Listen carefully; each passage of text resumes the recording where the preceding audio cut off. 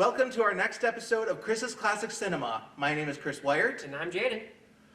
So this episode we're going to be looking at 4 animated TV movies from one of the most popular cartoon companies ever. Aside from Disney and the Warner Brothers with Looney Tunes, there's Hanna-Barbera. Hanna-Barbera was formed by William Hanna and Joseph Barbera. They started off in 1940 working on Tom and Jerry. In fact, this month, February of 2024, marks 85 years since the very first cartoon. Nice. Yeah, and they did countless cartoons of Tom and Jerry until the 50s. But then television came in, and they decided to do cartoon characters on that. Now you have some of the most now you have some very popular names like Yogi Bear, Huckleberry Hound, Quick Draw McGraw, Snagglepuss. Scooby-Doo is also up there. You also got the Jetsons and the Flintstones. Yes, and they were some of the first ever TV, and the Flintstones were like the first animated sitcom, if I recall. And they're still talked about to this day. Yep, they're still celebrated to this day on television networks like Boomerang. And Cartoon Network. Rest in peace, Cartoon Network. Yeah, well, and when it came to Hanna-Barbera, they had a partnership that lasted all the way up into the 90s. Unfortunately, they're both gone, but their legacy still lives on. Now we're talking about 4 animated movies that were made, actually part of a mini-series that was done during the mid-1980s. You see, they wanted to try to do some animated movies with their iconic cartoon characters, so they set up this whole thing called Hanna-Barbera's Superstar 10. And we're going to be talking about 4 of those films. And and when it comes to each movie, they have their own unique story, but they still have some of the iconic characters that you can think of. And trust me, and I can honestly say I grew up with some of them since I was a little kid. Same here. This is also another one that's going to hit hard home for me, but yeah. Yeah. With that in mind, let's get to work. So for our first film, we're actually going back to the Wild Wild West. But it's actually with a character you wouldn't expect to have a movie star him. I'm talking about The Good, the Bad, and Huckleberry Hound. In the town of Tupit, California, Huckleberry Hound becomes sheriff. The only reason is because the people there want to take down a group of burglar brothers called the Dalton Gang. And unfortunately, anything that can go wrong does go wrong, but it all works out in the end. For both of them. Both for Huckleberry and also the Daltons. Yeah. Now, I'll just say it straight out. I've known this movie since I was a toddler, and it's still honestly one of my all-time favorite Hanna-Barbera movies. It's easy to see why, and it's because it is an icon of its own, but it's also got a lot of really wacky, out-of-place elements in it as well. Yeah, it does have. Yeah, for a cartoon set in the Wild Wild West, it does have its zaniness. And of course, zaniness is a way to put it. And of course, anachronisms. Yeah, like Yogi Bear and Boo Boo just vacationing from Alaska, Look at the bears! Look at the bears! And then try, yeah. Yeah. Now, when it comes to these cartoons, they all have the same cast members, and some of them have been with Hanna-Barbera since the very start of their careers. I'm talking about some of the most iconic voice actors you can think of. Daws Butler, Don Messick, Frank Welker, who is still alive to this day, thank God. I think he's still going, too. Yeah, he is. If I recall, he was even in a Book of World Records for the most successful voice actor ever. I would have thought would have been Bart Simpson's voice actor. Because she's in everything. She does everything. She just retired. Well, Frank Welker's been doing it ever since Scooby-Doo. That's true. You gotta hit me with that, yeah. Yeah. Now the thing is, and when unfortunately, this is actually Daws Butler's last film just before he died. He died just a few days after this aired on TV. Wow. Crazy. Yeah, but still, he has his iconic roles of Huckleberry Hound, Yogi Bear, Quick Draw McGraw. Yeah, and you could definitely tell that this was definitely made for TV too, with all the interludes that would be sprinkled throughout the show. Yeah. Because it was a show. It was more of a show than a movie. Yeah, and it's always so. I always love the title cards and just how nice they look. They do look really, really well. Actually, this is probably one of the better aged Hanna-Barbera movies in my opinion, because the animation is so smooth, and I'll bring it up later in this episode. Yeah. But a lot of the Hanna-Barbera trademark animation tricks they use have become a bit of a meme over the years with how dated some of them are. I mean, especially when it comes to like that classic element of the background just repeating over and over again. And also the secret hidden door. Yeah. Now let's talk about the characters. I mean, you have Huckleberry Hound as the sheriff.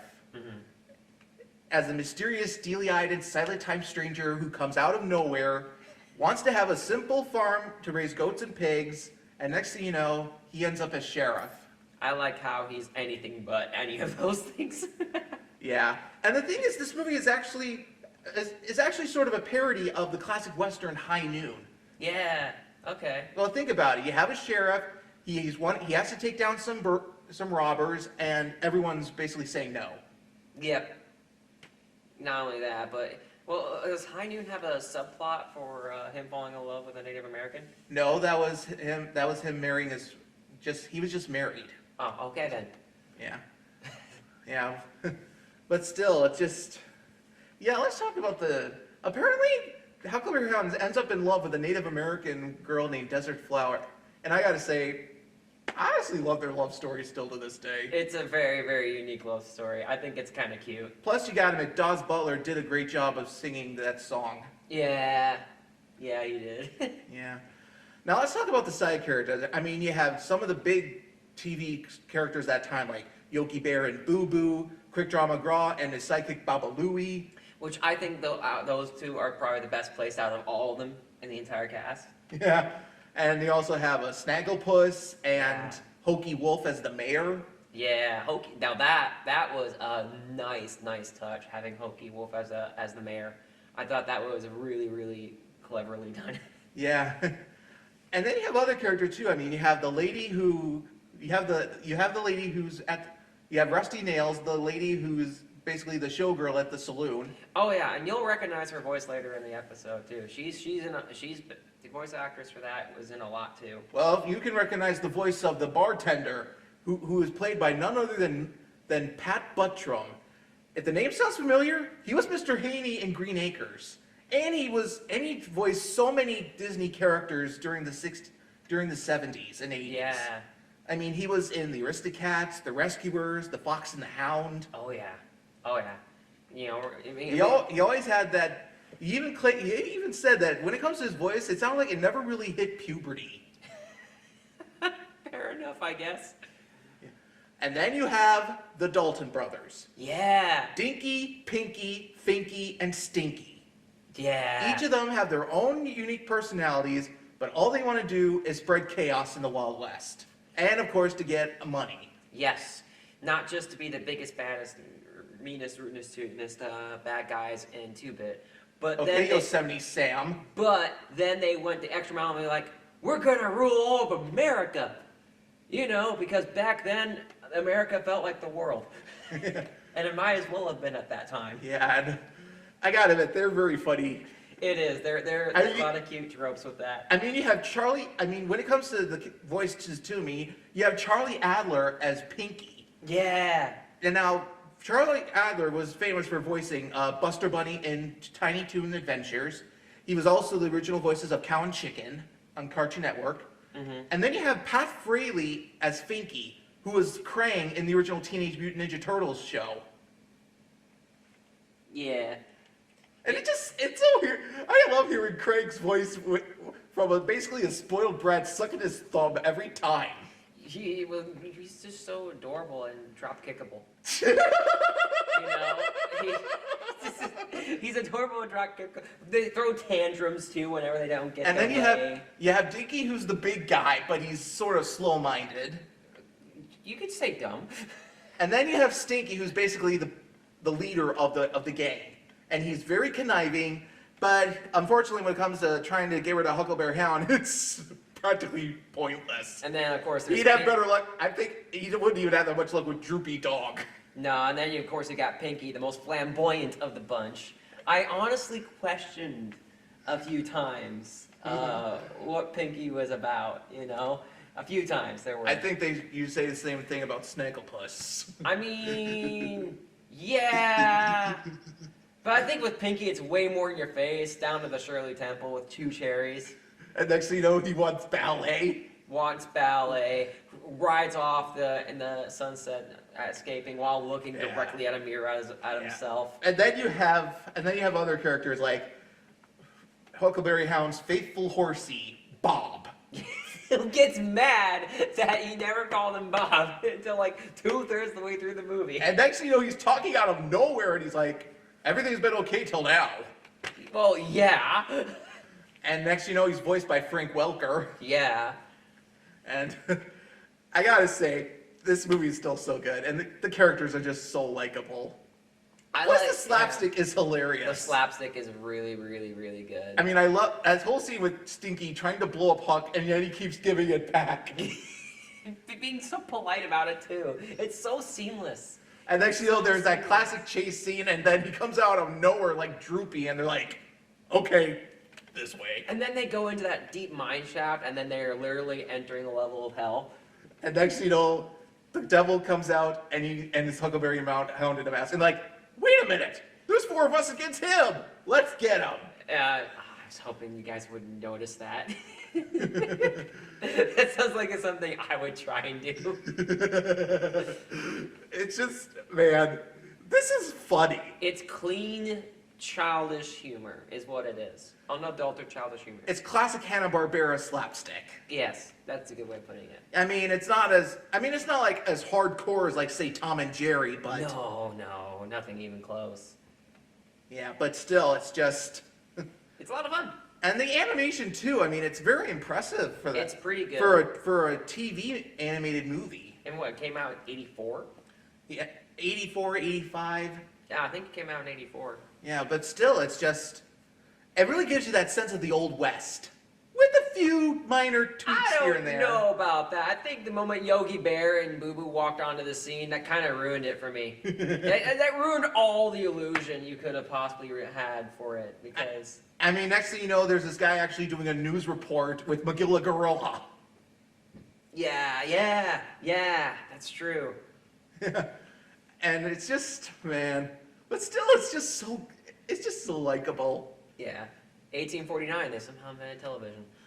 Yeah, I think it was all that gold in the gold rush. Going to rush into their, all that gold rush into their head, replacing all the blood. Yeah, but still, it's just, and when it comes to just the jokes, I mean, they're just classic. They're good jokes. But of course, then there's also some elements too. Like I said, the love story between Huck and Desert Flower, and it's a classic love story, and you can't go wrong with that. No, I also really liked how it was parsed out really, really well in chapters. It parsed out really, really well in chapters. Not to mention the recap towards the end and everything like that. Yeah. It was broken up really, really well. Yeah, I mean, there's a whole chapter of just recapping everything up to that point, and you're like, okay, they really did that fast. Well, the reason for that was because I have a theory about that. Different day. I think they filmed it all, and I think they aired it all in just one go. I don't think they did it in 2 separate days. Reruns. You have to understand reruns. So if you got up partway through and missed something, I mean, yeah, the movie itself is an hour and a half. All these, but when it comes to without the commercials. When it comes to all these movies, they're an hour and a half. But that's without the commercials. You gotta understand there was also commercials. Yes, that is true. So they would be able to fill up like a 2-hour slot. Yeah, I'm gonna guess a 2-hour slot. So you're a little kid in 1984. You're not sitting down for 2 hours straight. You need the recap. Yeah. You need the recap, even if it is a little quick. You need it. Yeah, and of course, there are a few songs that were actually written by Hanna-Barbera, and I mean they're okay. They're all right. They're no Disney. Yeah, but still, it's just my God, this movie is still so good. It's really, really good. And like I said, this was the last film Dawes Butler saw just before he died. Mm-hmm. He was amazing. Overall, what were you gonna give this movie? I'm going to give it 4 out of 5 stars. I'll agree to that. 4 out of 5. I mean, yeah. And here's the thing too. If you want to watch this movie, there's actually just last year an entire Blu-ray set of all 10 Hanna-Barbera Superstar 10 movies was released. So you can buy it off of Amazon. It's easy. It's really, really easy to acquire too. I know that the Internet Archive is also a good place to get it. I also know that Boomerang and Cartoon Network, you can actually get the Boomerang streaming service. I'm sure it's on there too. Maybe. But You know, still, it's one of the more, Hanna-Barbera content is one of the more easily accessible. yeah. Yeah, and trust me, you'll love it. Mm-hmm.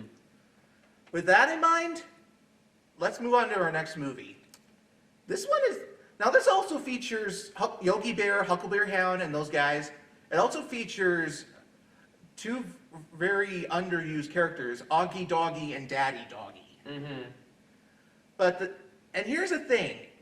It's actually it's an adventure movie, and out of nowhere, it features what is still one of the biggest planes in history. I think it still is the biggest hit play in history. Oh no, there are bigger ones than that. Oh, there's bigger ones now? Okay, I'm out. Yeah. Good. I am talking about Yogi Bear and the Magical Flight of the Spruce Goose. Yogi Bear and his friends find themselves in the cockpit of the Spruce Goose. Next thing you know, they end up on adventures saving animals in danger. They end up meeting a villain who wants to search for gold. Meanwhile, they have this stowaway little tomboy girl who basically is with them on the trip. Mm-hmm. With that in mind, I'm pretty sure some of you are wondering, what the heck is the Spruce Goose? He's got notes this time. I'm not the ones with notes for once. The Spruce Goose was this giant wooden plane built which got approved for funding at the end of World War II. Yes, it was built by the eccentric millionaire Howard Hughes, who was also a film producer and director as well. Yeah. If the name sounds familiar, Leonardo DiCaprio played him in the 2004 movie The Aviator, directed by Martin Scorsese. Which is a pretty good movie in itself, but a little modern for the likings of this for this show. So during his career, he wanted to build the biggest plane ever. Yeah. And with that, we have the Hughes H-4 Hercules. To this day, it is still the largest flying boat ever built. Mm-hmm. Even though it's nicknamed the Spruce Goose, it's actually made of birch. Yeah, yeah. And if you want to know how big this is, I can tell you it is huge. It says, according to my notes, the height of it is almost 80 feet. It's a length of almost 220 feet, and it has a wingspan of about 320. And it was a record. The wingspan held the record for over 72 years, until it was finally beaten back in 2019 by a plane called the Stratolaunch. Now, the plane only flew once in November of 1947. And the FFA did not approve that long. It was an illegal flight. And the thing is, it barely made it off the ground, or at least the water. It was just a little trick because it could fly. Like, theoretically, they did the math. The thing can fly and fly pretty well. The issue was, and the reason why it's been dry docked and in a museum all these decades, is because this was originally a plane funded by the Air Force and the United States military, and at the end of World War II. It was originally going to be used for cargo. It was going to be originally used for heavy cargo across the Atlantic and all that. The problem was, money ran, even though the plane was done, the war was over. much like a lot of really cool projects, it was too little too late. And next you know, it ends up in a hangar in Long Beach, California, right next to the ocean liner Queen Mary, which is that time. And it was on display in Long Beach from 1980 until 1992.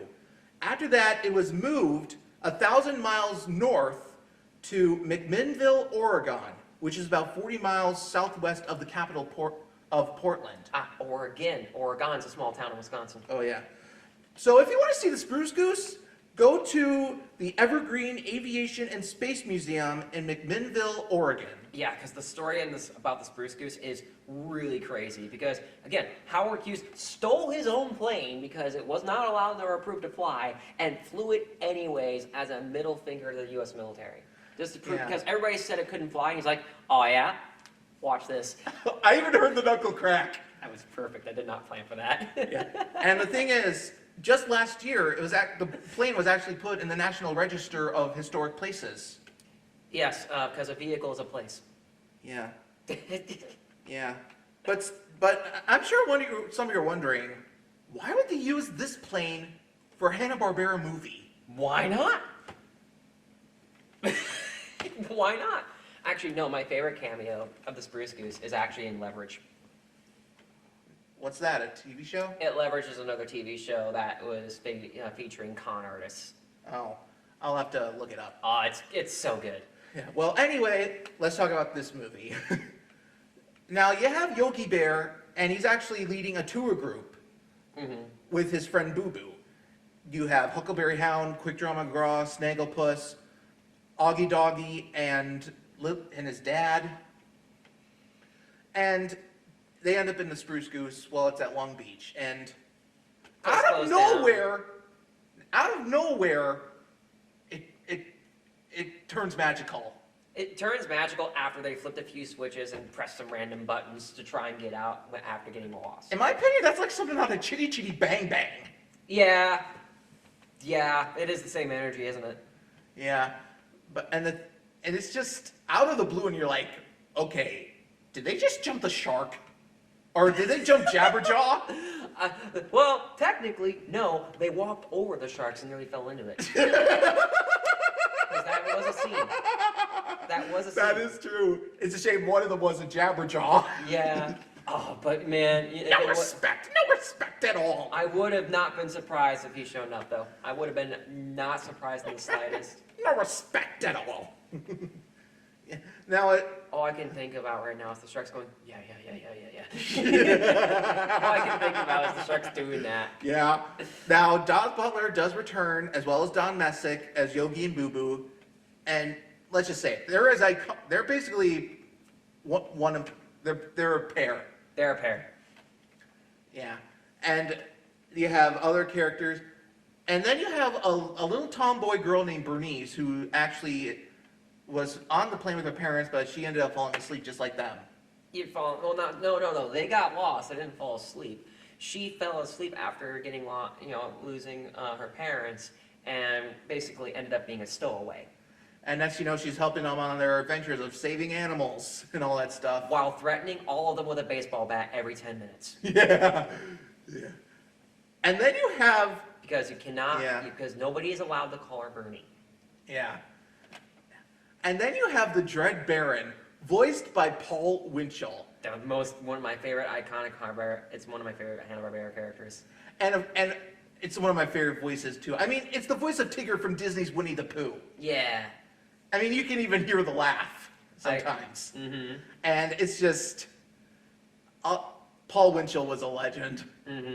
And him and his dog Mumbly are just, I think they're the best parts of this movie. Honestly, same. Like Wacky Wacious is one of my favorite TV shows, and seeing them going curses and then the dog laughing, just exactly like that, it is iconic in its own right.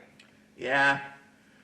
And honestly, when it comes to the story, I thought the first half was really slow. It was kind of slow, and it's kind of, yeah, jumping the shark is one way to put it, yeah. Or better yet, like that scene in Monty Python and the Holy Grail. Get on with it! They should have done that. They should have done that. Yeah, I mean, sometimes they're just rambling. I'm like, okay, let's get to the next part.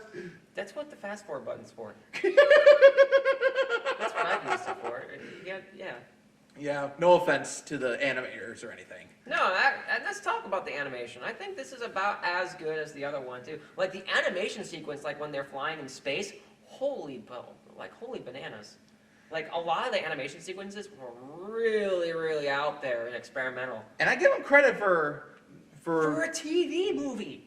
And You also, didn't have to. and also when it comes to like just showing the sheer size of the spruce goose. Oh yeah. You know, that's one thing that bothered me about it was the showing of the size and then comparing it to a killer whale. Because I'm pretty sure a killer whale is quite a bit smaller. It is. If anything, like if you want to compare it to, it's even it's even longer than the Statue of Liberty. It would have a difficult time fitting in Lambeau Field. It would be, yeah. It's almost the length of a football field. It's over the length of a football field. It's over the length of a football. The wingspan was about 320 feet. It would not fit in Lambeau Field very easy. It's almost the size of Lambeau Field. Yeah. The whole stadium, not just the field. Yeah. Just shows you how huge the plane is. And then the slapstick is still pretty good. It's pretty good. Yeah, especially when they poke their head out and then, Huckleberry turns into a block of ice. Yeah. Yeah. And then they just pull a magical hammer out somewhere and just shatter. And then of course out of nowhere you have Quick Draw McGraw turning into his famous alter ego El Kabong. That was pretty good. I gotta give him credit for also including that because I never thought that they would do that. That was pretty good, actually. I mean, they didn't. I actually forgot about El Kabong until he showed up. They didn't even do it in the movie. They didn't even do it in The Good, the Bad, and Huckleberry Hound. No. Well, he's busy running a bank that kept getting robbed and only had one nugget of gold in the whole bank. True. Well, anyway, now when it comes to this movie, like I said, it's pretty slow. Yeah, it's pretty out there at times too. But it's still good in its own right. And for a lot of if you're a fan of planes, then if you want to see the spruce goose actually doing some stuff, this is it. Oh yeah, there isn't that much material out there that talks about the spruce goose and the absurdity of that wooden thing. Yeah, I mean that plane's as iconic now as like the Spirit of St. Louis. Yeah. And like I said, to this day, it is still one of the biggest planes ever. And made of wood. We cannot preface this. It's made of wood. They decided, of all the material, what's lightweight and water resistant and could be wood! Birch, to be specific. Birch, it's such an absurd thing. It's so absurd. And like I said, if you want to see the spruce goose, go to Oregon. It's still there, and my God, it looks amazing.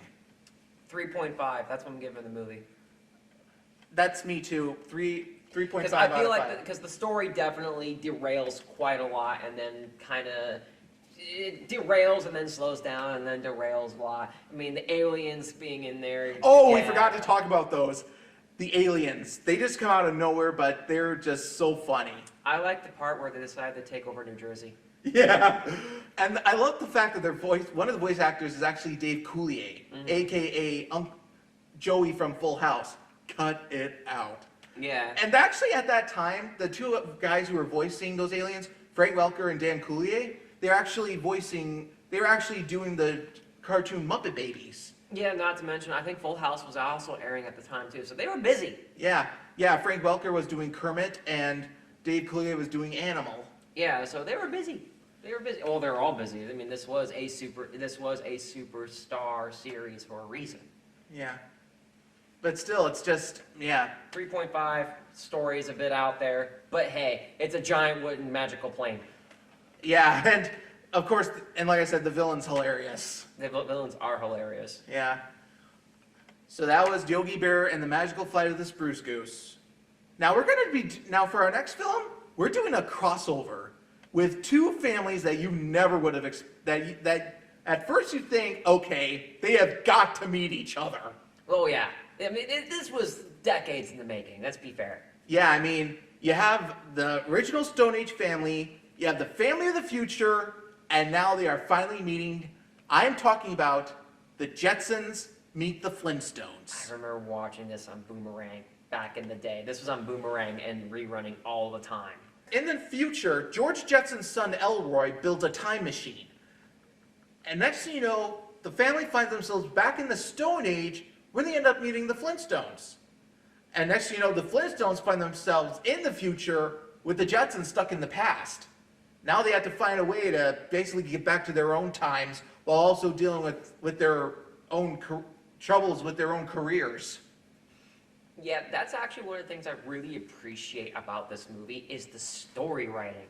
Out of all four movies that we're talking about, this one has the best story writing out of all of them because it's so seamless and integrated so well in one another. I mean, in the first half hour, you have before they actually meet, you have the build-up of them when it comes to like how they're dealing with how they're struggling with their careers. And it's traditional, like it's old school Flintstones doing old school Flintstone stuff along with old school's Jetsons doing old school Jetson things. Not to mention, yeah.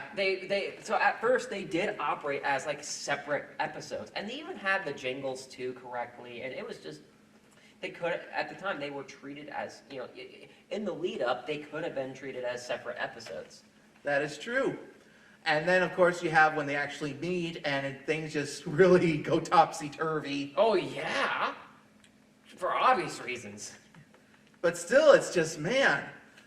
I think I recall on a Watch Mojo video, they named this like one of the top 10 best crossovers ever. It's easy to see why as well, because again, the story writing is so seamless. And of course, you have the Jetsons and the Flintstones both hitting their honeymoon phases because they both basically blow their worlds out of the park of, oh my gosh, it's the person of the future. Oh my gosh, it's the person of that. And they both get filthy rich temporarily. Yeah. Yeah, but now when it comes to the families in general, you can tell how much they still care about each other. Oh yeah. I mean, you have the Jetsons with their kids, you have the Flintstones with the Rubbles. Oh yeah. And this was before, apparently this must take place, I think this probably takes place like sometime after Pebbles and Bam Bam grew up. Oh yeah! I forgot about that sub-arc in the Flintstones franchise. I forgot about that. Yeah, I think this was I'd like to believe that this was after their kids grew up. I like to think so too, and also I'd like to think that canonically it takes place after the live actions. We don't talk about those. Because with Mr. Flintstone, like Fred becoming the vice president or trying to become vice president of the company. Yeah. Well, anyway, now when it comes to their stories too, I mean, you have George Jetson.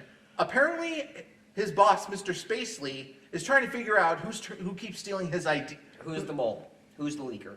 Yeah, and apparently, you see, Mr. Spacely has a rival named Cogswell who keeps stealing his ideas. And it's up to, George has to find out who it is or he's fired. Meanwhile, Fred and Barney want to try to Score some extra clams so that they can take their wives on a really, really nice vacation. but unfortunately it cost them their jobs when they were found out. Yes, because they were supposed to work the night shift and decided to gamble what clams they had And then in disguise against their own boss. and the thing is, Barney was in drag. Yes. Yeah. Pulled it off surprisingly well. Just saying, he pulled it off. Yeah. And then, of course, and then when it comes to the Jetsons, the kids are having their troubles too. I mean, Elroy's trying to perfect his time machine, while their daughter Judy is just getting over a recent breakup. And then falling right back in love with another guy. Back in the Stone Age. Yep. Who actually is the leader of a band. Yep. I think it was Zod, was it? Zod? Iggy Sandstone. Iggy Sandstone, yeah. Iggy Pop, okay, yeah. I got him. The song that he sang is still pretty catchy. It is pretty catchy. I'll give it that. Yeah. Now when it comes to and then you have, of course, the animals too. I mean, you have Dino from the Flintstones and the dog Astro, and they're just Yeah, doing dog things. yeah. And it's just, man. And then you have and when it comes to the Jetsons, you have the robot maid Rosie, who, when the Jetsons are gone, she's determined to get them back. Determined to get him back, doing everything possible. Not going great. You also have the computer in Mr. Spacely's office, Rudy, who is trying to help out as well. Well, was he? Was he? That's a spoiler. I'm not spoiling that part. Yeah. And then, of course, you have the bosses, Mr. Spacely and Mr. Slate, and they are just as ruthless as a boss can be. Very much a classic boss, like busting their chops and everything to get back to work or else. And, of course, when it comes to Mr. Spacely, he's trying to find a way to one-up Cogswell. Mr. Slate is just trying to get through his business. And then, of course, next you know, the Jetsons are stuck in the Stone Age, and the Flintstones are in the Space Age, and they each become celebrities in those different time eras. Yeah. I mean, when it comes to the George Jetson, I mean, it's insane how much he owns in just a matter of days.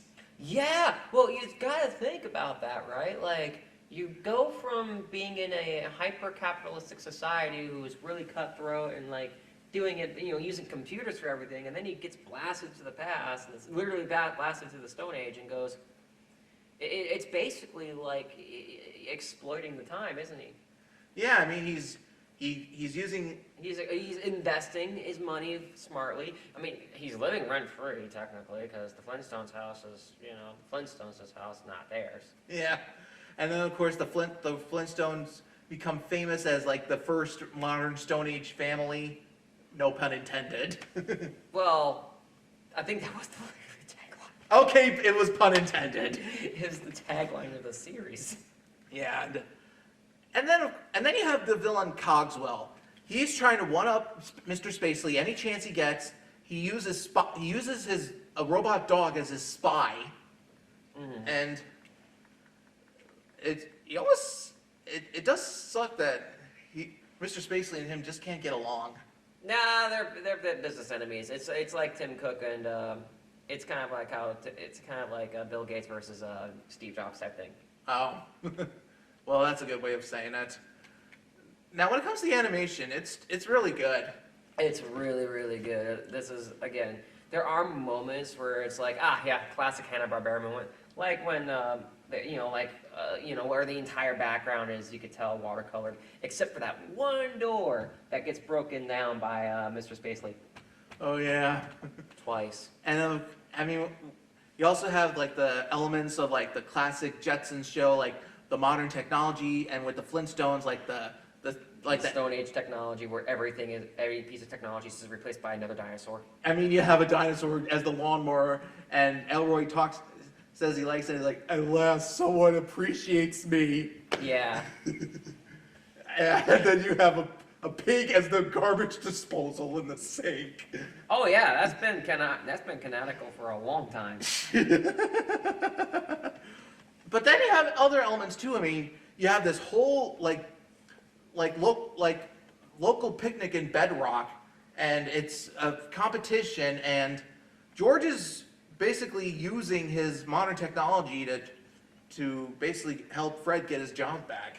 Well, but then also the main competitor that they were competing against was also cheating, so everybody just kind of ignored the cheating. Yeah, that is true. I mean, yeah, you'll never see me walking on hot coals, that's for sure. Not without cheating. What about Legos? No comment. Oh, you've done that. Okay. Yeah. All in all, this movie it's a crossover that people have been waiting. Really good crossover. At that time, they had been waiting like a quarter of a century for that. Oh yeah. Oh yeah. I mean, this is up there with some of the most iconic crossovers that you can think of. One of my favorites from the recent times was Scooby-Doo meeting Courage the Cowardly Dog. Yeah, that was so good. I actually watched that for Halloween last year. That is so good. Like, surprisingly good. Yeah. So all in all, when it comes to this movie, I'm giving it 4 stars out of 5. I'll give it a 4 out of 5 as well. I think we're pretty much on the same page here. I mean, this movie is, iconic. It's an iconic Hanna-Barbera crossover that you can think of, and it was long overdue then, and it was well deserved, and it caters to every single trope, and it caters to every single little niche that everybody likes about the Jetsons and the Flintstones. And frankly, I'll take this over Tom and Jerry and Willy Wonka. Oh God! Next episode. No. And by the way, that is a real movie. I do not recommend it. So that was the Jetsons Meet the Flintstones. Now for our last film, we're going to be dealing with another classic Hanna-Barbera cartoon dog. In this case, Scooby-Doo. Now when it comes to the Superstars 10, there was actually 3 Scooby-Doo movies made. Yeah. All of them starring Scooby, Shaggy, and Scooby's nephew Scrappy. Yeah. First there was Scooby-Doo Meets the Blues Brothers, then Scooby-Doo and the Ghoul School, featuring the late great Glynis Johns. And then you have the movie we're reviewing, Scooby-Doo and the Reluctant Werewolf. Scooby-Doo's friend Shaggy ends up turning into a werewolf by Count Dracula because he wants him to be in the next big monster race. He makes a bargain with Shaggy. If he wins, he can turn back into a human. And man, this is zany. We had an argument about which one of the 3 to do, and I won with this one because this is my favorite one of the 3. Well, this one is definitely one of those, okay, what did I just watch? Hey. Daytona 500 was last weekend, okay? I thought it was fitting. And and with that in mind, it's such a fun movie, especially with all the monsters. Yeah, I mean, you have some of the most iconic monsters to think All of. the iconic monsters. Dracula, the Mummy, let me see, who else? The creature from the Black Lagoon. Oh, yeah. Yeah, that's right, and also a skeleton, if I recall. There's even an Elvira knockoff. Who's basically Dracula's wife. Well, is she? I don't know. That's actually not mentioned. I've never thought of that. Yeah. I've seen this movie like 100 times on VHS. My tape is worn out from watching it over the years. Well, I've honestly never seen this as much. I think I recall seeing it on Boomerang and that when I was a kid, and it's honestly not one of my favorite Scooby-Doo movies. It's in my top 5. Yeah, well, honestly, I preferred Ghoul School. I don't. You see, I don't like Ghoul School. Okay. No, but the reason I really, really like this one, I guess, is because it's a wacky races parody. And I love wacky races. Well, that's a good way of pointing it. I mean, it's basically a giant race with it's literally monstrous. Yeah, and it's a lot of fun because it's got a really decent story arc, actually. You know? I mean, and I gotta give them credit too with the designs of the race cars. Those are pretty good. They are really good race cars, and especially in the crash scenes, and also the fact that all the cheating as well, all the cheating that they were doing. Man. Because Dracula is doing everything possible to keep Shaggy imprisoned, so that way they could still have a werewolf, because their old werewolf retired. Yeah. That is true. It's just, I don't blame him though. Oh yeah, and the prizes for who wins the race are pretty wacky. Like the pit of, literally a pitch black darkness, which by the way is the cheapest dang prize an animator could think of. It's like, what could be a horrifying? Let's just make it a black screen. They literally made it a black screen. The animation in this is out of all the 4 movies that we discussed, this has probably the worst animation. That is true. That is because this was actually the first out of all. It was one of only 2 that was actually digitally animated. Not only that, it was one of the last ones out on the 10. I think this came out in '89. No, before that. And this was, like I said, this was only one of 2 that was digitally animated. The other was one with Yogi Bear. Yeah. So the animation in this is aged. Well, to be fair, all 4 of them have aged kind of okay and to poorly. This one's aged the poorest out of the 4. Yeah, I mean, when it comes to the other 2 Scooby-Doo movies, the animation in those 2 have aged really well. Yeah, where this hasn't, because you could definitely tell that a lot of the scenes are recycled. You could definitely tell some of the backgrounds were recycles and loops. Like the classic Hanna-Barbera memes that everybody points to online as, oh yeah, classic Hanna-Barbera animation tricks. All of them are used in this. Yeah, and this wouldn't be the first time Scooby-Doo would be digitally animated at that time. He would end up being, they ended up using that kind of animation for the cartoon A Pup Named Scooby-Doo. Oh god, we don't talk about that. Hey, I liked it. I didn't. Now let's talk about the cast. I mean, you have the original voices of Scooby-Doo and Shaggy, Don Messick, and Casey Kasem, God rest them. Yes. And they're still as iconic as a parrot as you can think. Oh yeah, Shaggy's voice cracking is perfect and spot on as ever. The interaction between the two is just spot on. And then we talk about Scrappy. Scrappy-Doo, yeah. Now, I know that there are people who just despise him. And if you do, go watch the original Scooby-Doo live action. Yes. I remember seeing that when I was 10. Yeah. But I'm an apologist. I liked Scrappy-Doo when he's in the cartoons. That I agree with.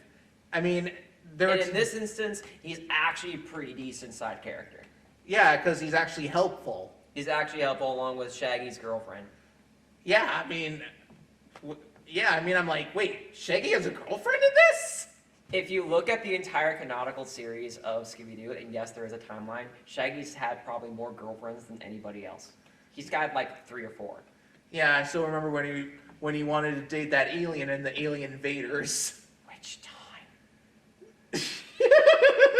That's not the only alien that's not the only alien / monster he's fallen in love with. Okay? Let's get perfectly clear. He fell in love with, again, original live action Scooby-Doo has proven that. And then you have Count Dracula, and he is as conniving as a villain, but still freaking hilarious. Oh yeah, like with the sunblock. SPF like 9,052 or something like that. Just this ridiculous SPF rating for sunblock because he needs it in order to be outside in the sun without bursting into flames. And then you have the girl with him who, basically the showgirl like Vanna White. Or with a very similar, gown to Elvira as well. Yeah. And the music, okay, come on. The musical dance sequence was pretty good, okay? I give him credit. That's one of the more iconic Scooby-Doo songs. Yeah. And then, of course, you have his minions, the Hunch Bunch. The Hunch Bunch, yeah. Who are supposed to be these disgusting hunchbacks things. Like something out of Igor and Frankenstein. But, oddly enough, were the most pleasing to look at out of everyone else. Because a lot of the monsters are supposed to be disgustingly good. And then you have all the other monsters, and we don't really get to know them that much. No, we don't. But it's like, you know what they are, but you're not supposed to cheer for them. No, not really. Yeah. And then the slapstick. I mean, it's classic Scooby-Doo. It's good slapstick, okay? It's really good slapstick. Yeah, I admit the slapstick is good. But then it's just, honestly, I just honestly don't, Let's hear it. well, it wasn't bad, but I honestly prefer Ghoul School. It's actually easy to say that. In terms of like the Scooby-Doo fandom, this is one of the least popular movie choices amongst fans. Yeah, I mean, I grew up with the ones that were like from the 2000s. I mean, I'm talking like the Scooby-Doo and the Cyber Chase. That's still one of my favorites. Not to mention What's New Scooby-Doo, the TV series. Yes. So yeah, and I came from that same era.